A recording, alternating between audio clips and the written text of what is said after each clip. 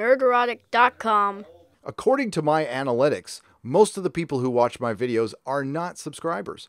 You know, there's a lot of subscribers who watch, but it's still about 30 to 40%. The rest of you are not subscribers. So, if you're new, I did not like how Game of Thrones ended. I thought it was an utter disaster. I thought Dan and Dave, the writers, phoned it in. I thought they were lazy or too egotistical to ask for help because they needed it because they were burnt out on the show, which was pretty obvious. If you just watch the documentary, you hear their interviews, Danny kind of forgot. Are you kidding me? There is a lot of evidence that they were just burnt and done and wanted to be out of there.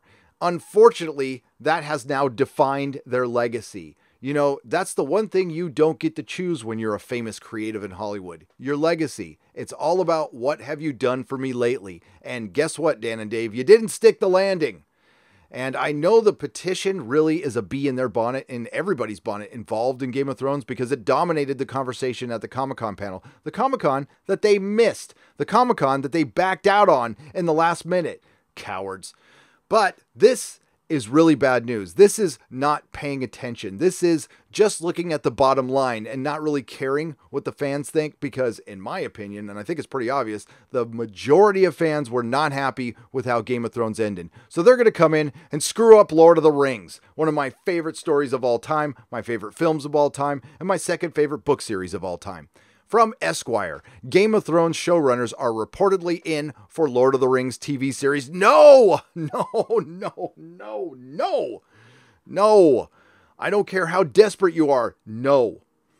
David Benioff and D.B. Weiss are said to be helping get the billion-dollar series off the ground, and the show must be in trouble. There's a very interesting stipulation in the contract between Amazon and the Tolkien estate.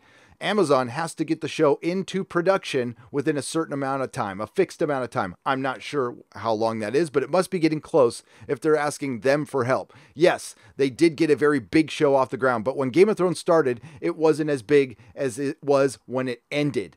It was still a big show, but not that big. It became very expensive and exhausting. That's all people talked about behind the scenes. That's all the crew talked about, is how tired they were and how hard everything was. You know, like they were working in salt mines. Listen, I respect their creative work, but it's creative work. You're getting paid a lot of money. Dan and Dave got paid a lot of money. Now, I know many in Hollywood are just bankers and they don't actually watch any of these shows and they don't understand genre. So they're just looking at the bottom line. And of course, they would ask Dan and Dave to come in. But considering what they did to the last 2 or 3 seasons, arguably 4 seasons with some people, to Game of Thrones, I wouldn't let them anywhere near Lord of the Rings. Plus, it's completely different stories. I know it's famous that Game of Thrones wouldn't exist without the Lord of the Rings, and George R. R. Martin wanted to subvert the tropes created by J.R.R. Tolkien. Well, the only thing George is subverting is our expectations of him ending the book.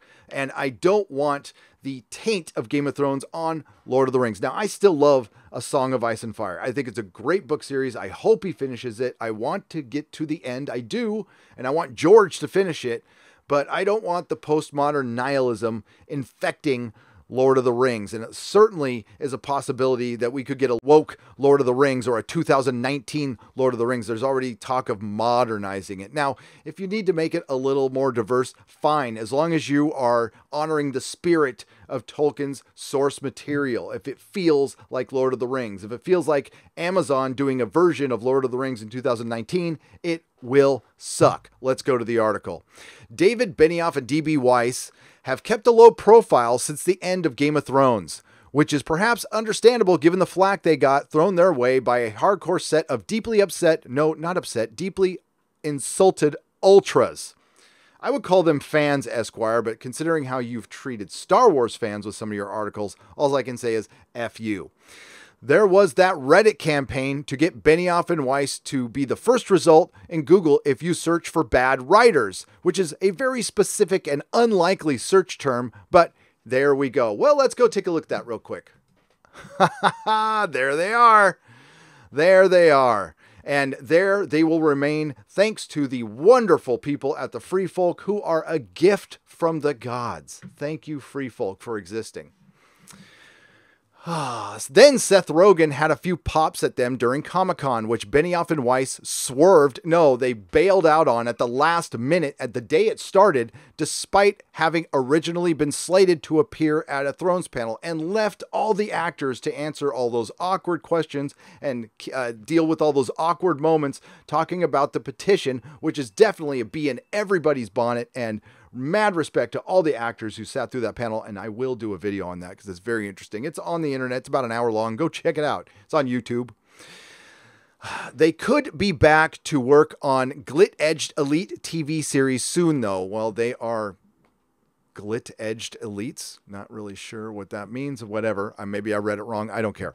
According to Deadline, they're in talks to get involved in Amazon's The Lord of the Rings series, as it would love to have Game of Thrones masterminds.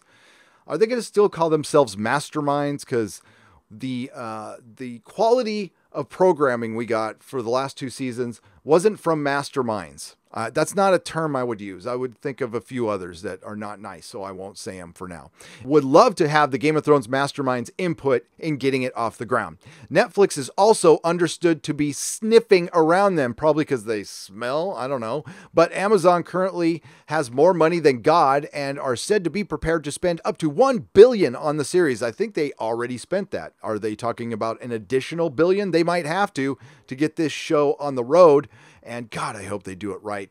But yeah, Dan and Dave being involved, I don't know. HBO itself is fairly relaxed about Benioff and Weiss toddling off to make their enormous fortune and anger Tolkien fans by suddenly turning Gandalf into a vengeful dragon-riding bastard who leaves halfway through the Battle of Pelennor Fields to torch the Shire.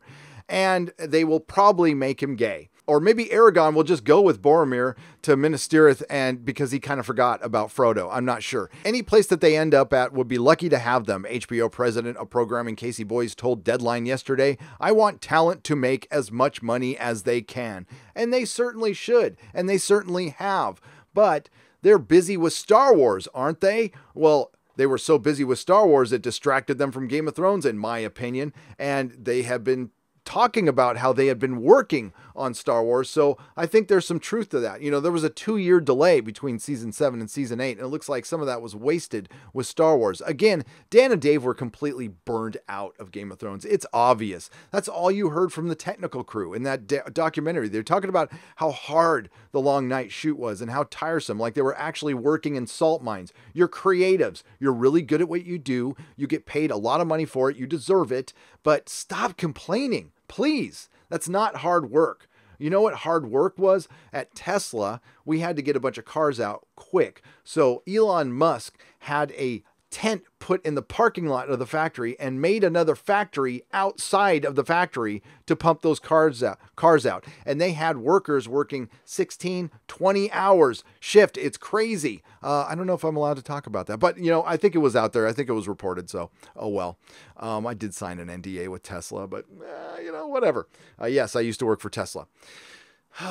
You know, I don't want them involved even to help get investors. I don't, like I said, want the taint of Game of Thrones on The Lord of the Rings. But it's 2019, so we are most certainly going to hear that Sauron actually had a sister that he was in love with and she jilted him, so he became a Dark Lord, because we're going to hear catchphrases like, "This isn't the history you thought you know," or "This isn't going to be the Lord of the Rings you thought you know," and we're going to see non-binary hobbits, and we're going to know about the sexual practices of woodland elves. I'm not really sure. I don't care. I just want good Tolkien, and I know that's what everybody else wants, and hopefully this will be a good show. Everybody, have a great day, and may the free folk sing songs of your greatness, and not all who wander are lost. Nerderotic.com. Please subscribe.